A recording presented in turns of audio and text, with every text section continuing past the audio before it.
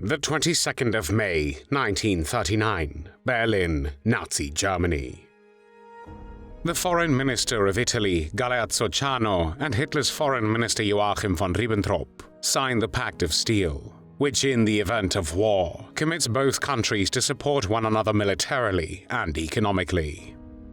On the 1st of September the same year, Adolf Hitler invades Poland, and Italy enters the Second World War as Germany's ally against Britain and France. Despite initial Axis military successes, the Italian military position quickly spins out of control, and in late July 1943, as the Italian situation worsens and Mussolini loses the confidence of his own party, King Victor Emmanuel III removes the Duce from power. Shortly thereafter, Mussolini is arrested by Italian police, but on the 12th of September 1943, the German airborne commandos land their 10 gliders on the mountain near the hotel where he is kept and liberate Mussolini without firing a single shot. One of the German paratroopers who take part in the rescue of the Italian dictator is a man who in May 1945 will mercilessly shoot 2 American pilots who have parachuted from their downed bomber. His name is Hermann Noack.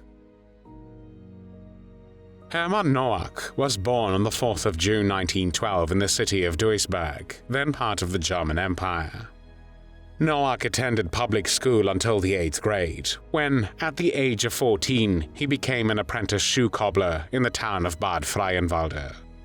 He married and had 2 sons, Klaus and Detlef. Before enlisting in the German army in 1931, Noack worked as an athletic instructor. After Adolf Hitler was appointed Chancellor of Germany on the 30th of January 1933, he immediately began preparing Germany for war. Even though the highest-ranking military members did not always agree with Hitler, they found a common ground that allowed them to partner with him. First, Hitler succeeded in rebuilding the German military after the humiliating reductions of the Versailles Treaty after the First World War. Second, he promised the opportunity to fight their enemies in France and the Bolshevist Soviet Union. Finally, many generals received systematic bribes from Hitler in the form of extra pay, grants, and even gifts of lands and estates. Meanwhile, as the German army increased in size, it also became more politically extreme. While senior officers may not have always been committed Nazis, younger soldiers and officers entered the service having come of age under the constant propaganda of the Third Reich. Building upon this, the Wehrmacht, the German armed forces, continued to ideologically indoctrinate German troops. Hermann Noack, however, was not engaged in politics and never became a member of the Nazi Party. In 1937, he was discharged from the Wehrmacht for a physical disability after a concussion left him subject to fits similar to epilepsy. However, as he was naturally athletic, he was selected to join the Special Military School from 1937 to 1939, during which time he became an accomplished paratrooper and saboteur. The Second World War began on the 1st of September 1939, when Nazi Germany invaded Poland. Noack was recalled to the Wehrmacht in the same year, and in 1940 he was commissioned as a first lieutenant in the airborne infantry of the Luftwaffe, the German Air Force. On the 28th of October 1940, Fascist Italy invaded Greece from bases in Albania, which Italy had occupied and annexed in April 1939.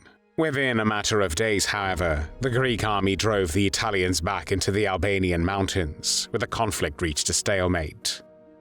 In order to secure the Balkan flank in anticipation of the attack on the Soviet Union, Hitler ordered the invasion of Yugoslavia and Greece.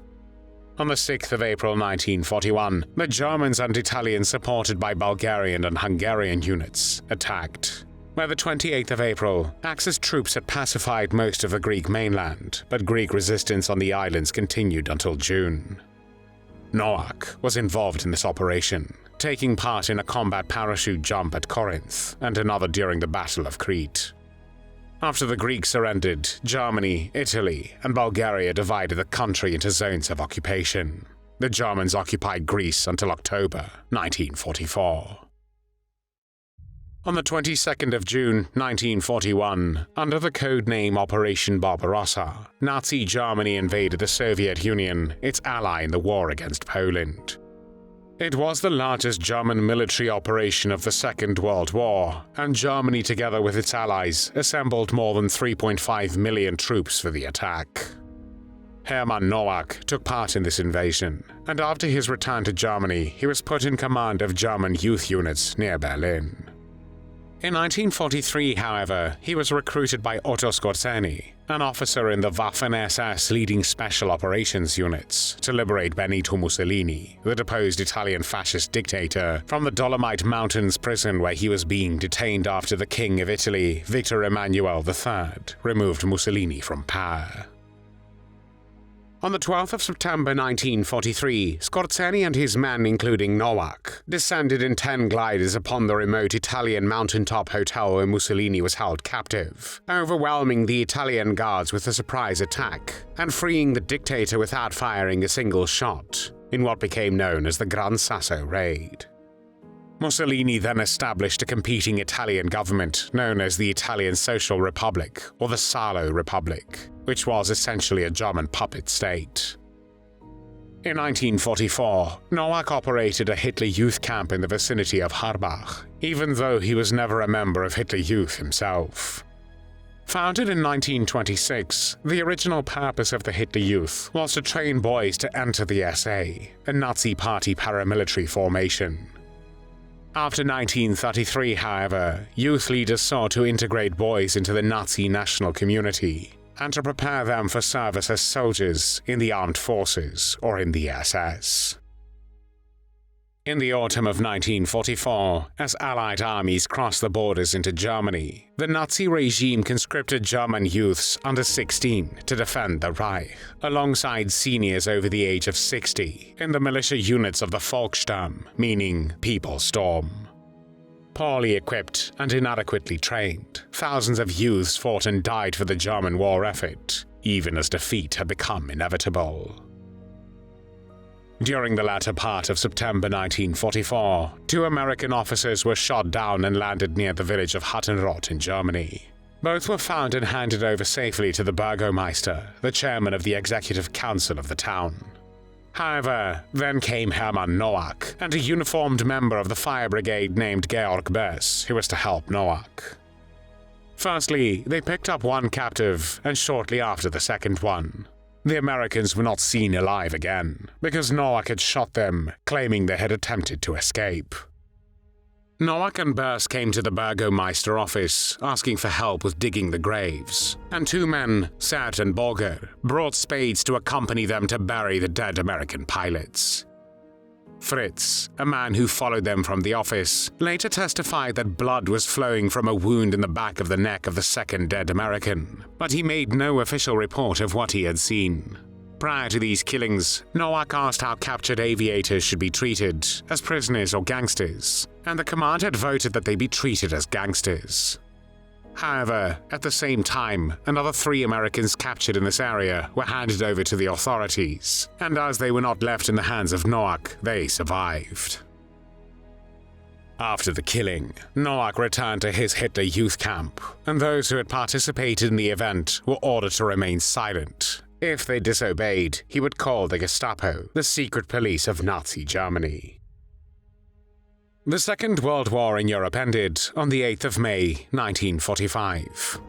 Even though most Nazi perpetrators have never been tried or punished, Hermann Noack did face justice.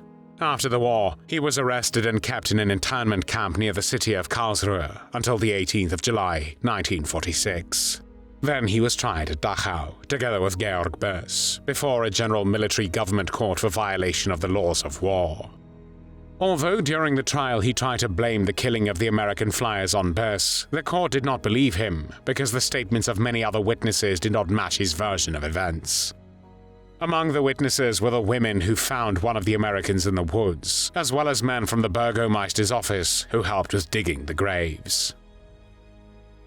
On the 5th of August 1946, after enough evidence had been collected to prosecute him, Noack was found guilty of the murder of the 2 U.S. Air Corps officers and sent to Landsberg prison to await his execution.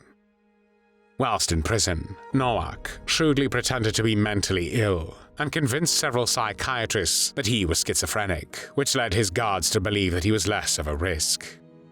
By lightly fasting over a period of several weeks, Noack was able to lose enough weight to slip through the grate barring his cell window without clothing. He escaped the prison and fled nude across the German countryside until he was shot by Russian soldiers. This led to a serious injury that resulted in having his leg amputated, after which Hermann Noack was sent back to Landsberg prison, where he eventually paid for his crimes. On the 21st of March, 1947, when Noack was executed by hanging, he was 34 years old. There were no tears shed for Hermann Noack.